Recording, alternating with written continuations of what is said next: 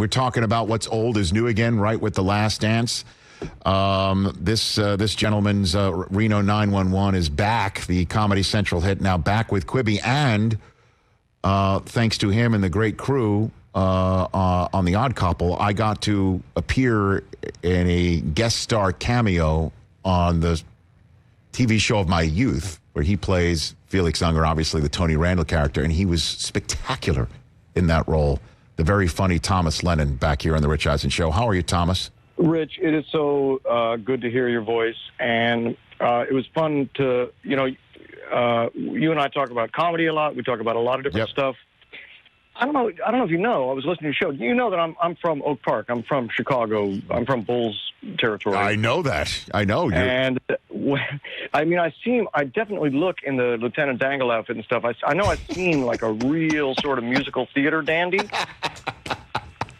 But did you know that when the Bulls, when the real, not the real Bulls, when the Bulls were playing, yes, I've never missed a televised Bulls game ever.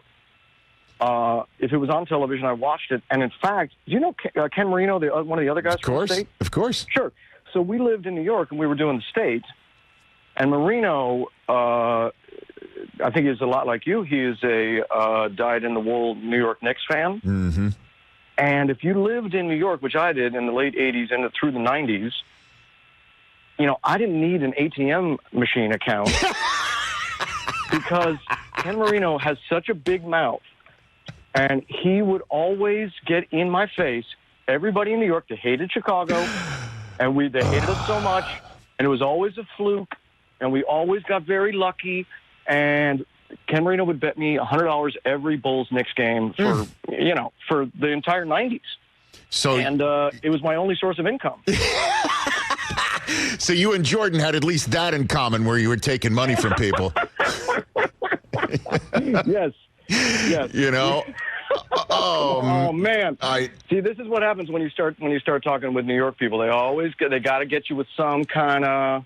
No, but the Last Dance could be when it's the Knicks, the last laugh. And the thing is, I don't know how much you've been watching this documentary. I'm in number 4 in, I think, so far. Excellent. So, so then you saw the first couple where, Jordan in North Carolina does what he does as a freshman, beating Patrick Ewing. And I turned to, my wife, and I turned to my kids, and I'm like, he's been standing in front of Ewing's place forever. I mean, for absolutely ever and ever and ever and ever. And, if you want to talk about people who Jordan prevented from reaching the pinnacle of their profession, and the number of superstar athletes who he did that to were many. Ewing's at the top of the list. There's just no two ways about it.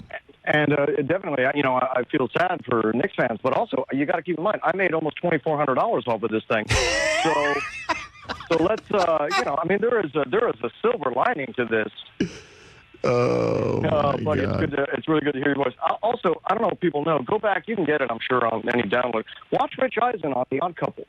Hey, you crushed that show, man. Thomas, I'm telling you, growing up, again, Thomas Lennon here on the Rich Eisen Show, and we will talk about Reno 911 in a second, because I was talking about this the other day, the episode of Felix Unger and Oscar Madison having Howard Cosell on and Monday Night Football and all that. That's my youth. You know what I mean? Like, that is it.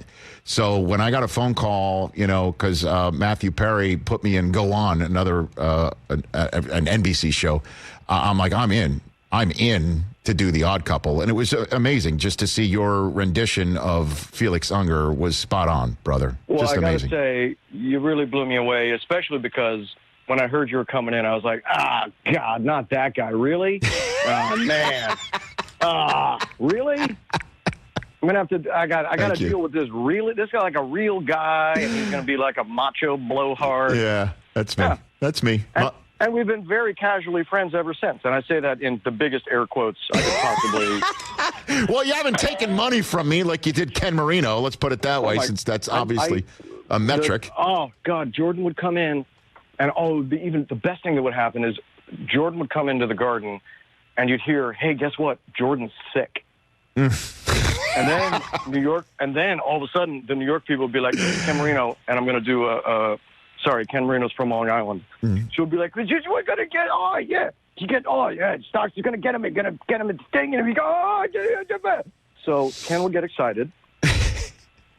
And I'll be like, yeah, cool, man. So, yeah, Jordan's sick. That's fine. So let's see what happens. If you want to double it, yeah. If you haven't caught up and it's sitting on your DVR, one of the episodes from this past weekend is the 1993 Eastern Conference Final between the Knicks and the Bulls, where the Bulls are going for their three-peat, and the Knicks. That's not the double nickel in the Garden. It is. No. It is. The Charles Smith still hasn't made the bunny basket underneath. He's still. I think he's now 0 for 3,050 right now, attempting it still. Wow.